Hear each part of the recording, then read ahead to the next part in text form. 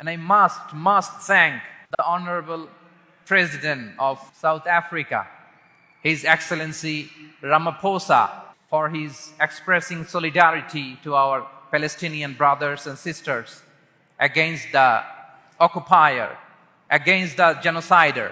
ফিলিস্তিনি ভাই বোনদের সাথে তিনি সংহতি প্রকাশ করেছেন, ঠিক কিনা?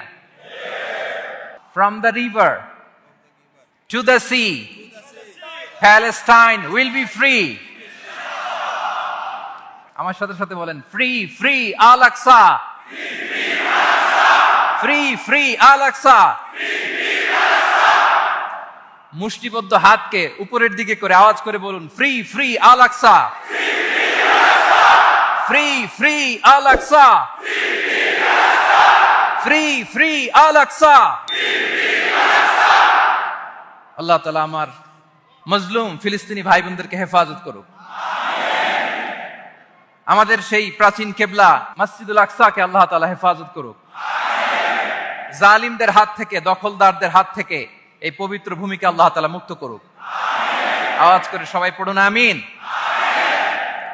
সুবহানাল্লাহ। আপনাদের সাউথ আফ্রিকা দেখে তো আমি অবাক। প্রাকৃতিক সৌন্দর্যের লীলাভূমি, পুরো দক্ষিণ আফ্রিকাটাই যেন একটা সাফারি পার্ক। আলহামদুলিল্লাহ, চমৎকার দেশ, চমৎকার, অসাধারণ। এই 3-4 দিনের অভিজ্ঞতা আমি যেটা দেখলাম, একটা চমৎকার ভূখণ্ডে আল্লাহ তাআলা আপনাদেরকে কবুল করেছেন। আমি জানতে পেরেছি যে এখানকার অধিকাংশ ভাইয়েরা ব্যবসায়ী। আলহামদুলিল্লাহ। ওয়া হাল্লাল্লাহুল বাইআ ওয়া হাররামার রিবা। আল্লাহ ব্যবসাকে হালাল করেছেন, সুদকে করেছেন হারাম। সুদের সাথে মুসলমানের কোনো সম্পর্ক নাই। সুদকে না বলুন, ব্যবসা করুন। ব্যবসায় বারাকা, ব্যবসায় বারাকা। রিজিকের 10 ভাগের 9 ভাগ আল্লাহ তাআলা ব্যবসার ভেতরে ঢুকিয়ে দিয়েছেন। পরিশ্রম করতে হবে, পরিশ্রমে লজ্জা নেই, লজ্জা অলসতায়, ঠিক কিনা বলেন? হাড় ভাঙ্গা পরিশ্রম করুন, উপার্জন করুন, এতে বারাকা আছে। এই যে ব্যবসা করে আপনারা বাংলাদেশের টাকা পাঠাচ্ছেন, আমার দেশের অর্থনীতির চাকা সচল থাকছে আপনাদের পাঠানো টাকায়, আপনাদের রেমিটেন্সের টাকায়। You are the remittance fighter. আমরা পেয়েছি ফ্রিডম ফাইটার, আর আপনারা হচ্ছেন রেমিটেন্স ফাইটার। লিগ্যাল চ্যানেলে এই টাকাগুলো পাঠাবেন ইনশাল্লাহ, বলেন, যাতে করে আমাদের প্রিয় মাতৃভূমি বাংলাদেশের অর্থনীতি আরো চাঙ্গা থাকে। এত ঝড় ঝাপটার পরেও আমাদের বাংলাদেশের অর্থনীতি কিন্তু নিচে নামে নাই। এর কারণ আপনারা ভালো থাকলে ভালো থাকবে বাংলাদেশ। আলহামদুলিল্লাহ পড়েন। আর হালাল মেনটেন করতে হবে ব্যবসায়। হারামের সাথে আমাদের কোনো সম্পর্ক, হারামকে আমরা না বলে দিব। আজকের এই নিজামিয়া কমপ্লেক্স থেকে আমরা হারামকে না বলবো। আওয়াজ করে বলেন নো। হারামের সাথে আমাদের কোনো সম্পর্ক নাই। হালাল, হালালে বারাকা। হালাল অল্প হইলেও এর মধ্যে বরকত ঢুকায় দিয়েছে কে? বিষ্ণু ইসা ইসলাম বলেন, যেই দেহ হারাম খেয়ে বড় হয় ওই দেহ আল্লাহর জান্নাতে যাবে না।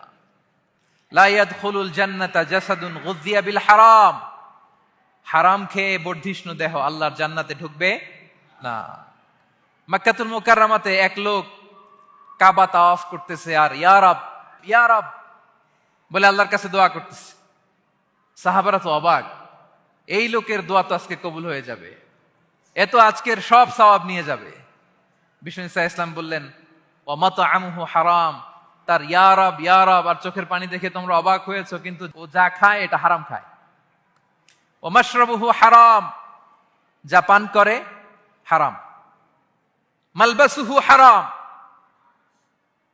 ওর গায়ের জামাটা হারাম। ওয়া গুযিয়া বিল হারাম, খাবার দাবার সবই হারাম। ফাআন্না ইউস্তাজাবু লাহ, তার দোয়া কেমন করে কবুল হবে? জিহাদের ময়দানে যে সাহাবী সর্বপ্রথম তীর মেরেছেন তার নাম সাআদ ইবনে আবি ওয়াক্কাস রাদিয়াল্লাহু তাআলা। তিনি বিশ্বনবীকে বললেন, ইয়া রাসূলুল্লাহ উদু আল্লাহ আইয়াজআলানি মুস্তাজাবাদ দাওয়া। হে নবী, আপনি আমার জন্য দোয়া করেন আল্লাহ যেন আমাকে মুস্তাজাবুদ দাওয়া বানায়। মুস্তাজাবুদ দাওয়া মানে এমন ব্যক্তি যে ব্যক্তি দোয়া করতে দেরি কিন্তু সে দোয়া কবুল হতে দেরি হয়। বিশ্বনবী বললেন, ইয়া সাআদ, তোমার মুস্তাজাবুদ দাওয়া হওয়ার বড় শখ। আতিব মাতআমাক, যেটা খাবা হালাল খেও। তাকুন মুস্তাজাবুদ দাওয়া, যেটা খাবে হালাল খেও, হালাল খেলেই তুমি মুস্তাজাবুদ দাওয়া। Your food should be halal, your drinks should be halal, your fashion should be halal, your entertainment should be halal. আপনার সব হালাল হইতে হবে। আল্লাহ তৌফিক দান করুক, পড়েন আমি।